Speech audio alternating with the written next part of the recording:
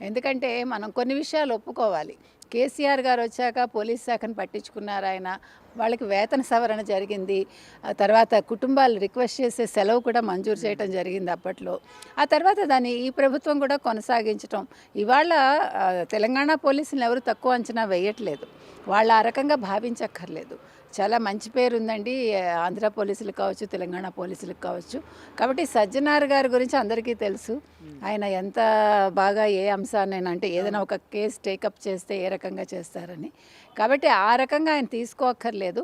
కాకపోతే ఏంటంటే సజ్జనార్ గారు తమకుండే ఆ విస్తృత అధికారాలని కొంచెం దాన్ని ఉపయోగించి రవి విషయంలో ఇంకోసారి ఆలోచన చేస్తే బాగుంటుంది. అదేవిధంగా చిత్రసీమ కూడా ఆలోచించి 3,000 కోట్లు వెనక్కి తీసుకున్నారు కాబట్టి ఒక్కసారి ఆయన ఫ్యామిలీని, ముఖ్యంగా తండ్రిని తల్లిని ఆలోచించి, ఎందుకంటే తండ్రి కూడా బాధపడుతున్నారు కాబట్టి వాళ్ళు ఏమన్నా దాని మీద ఆలోచిస్తే బాగుంటుంది. అతనికి ఒక అవకాశం ఇచ్చి నెక్స్ట్ టైం తప్పు చేస్తే మీరు అసలు క్షమించక్కర్లా, చిన్న వయసు కాబట్టి ఆలోచించమని చెప్తున్నాను.